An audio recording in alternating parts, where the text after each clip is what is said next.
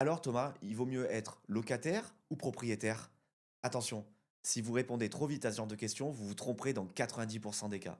La plupart des gens pensent que louer, c'est jeter l'argent par les fenêtres. Alors c'est faux. Louer pourra parfois vous permettre d'optimiser vos finances et de gagner en liberté. La bonne question, c'est pas est-ce qu'il vaut mieux acheter ou louer, mais plutôt est-ce que j'ai un projet stable pour les 6 à 8 ans à venir? C'est également est-ce que j'ai un apport assez conséquent pour pouvoir avoir un montant d'emprunt assez conséquent pour avoir le produit dont j'ai besoin pour les 6 à 8 prochaines années en fonction de mon mode de vie, de mes choix professionnels et de ma situation familiale. Et est-ce que le marché local est en croissance et est-ce que le budget que je peux avoir pour acheter un bien immobilier, il est en corrélation avec mes attentes et mes besoins?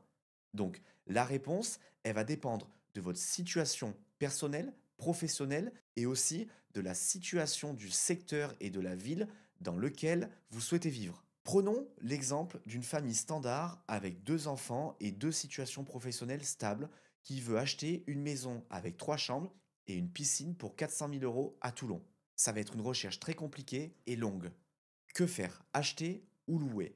Eh bien, peut-être que la solution pour ce couple sera de partir en location et de créer du crédit par un effet de levier. Si vous n'avez pas rempli ces 3 cases, eh bien, peut-être que la meilleure des solutions pour vous sera d'être locataire et de faire de l'investissement locatif à côté. L'essentiel, c'est d'acheter, que ce soit votre résidence principale ou de faire de l'investissement locatif. L'idée, c'est de bénéficier le plus tôt possible de l'effet de levier du crédit bancaire afin de capitaliser et de dégager des revenus dans plusieurs années.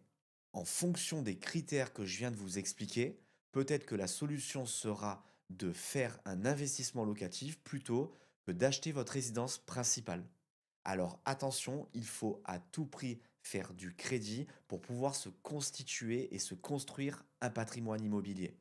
N'oubliez pas, en fonction de la situation de chacun, chaque cas sera différent. Il sera peut-être plus opportun pour certains de partir sur de la résidence principale et plus opportun sur d'autres de faire de l'investissement locatif et d'être locataire de sa résidence principale.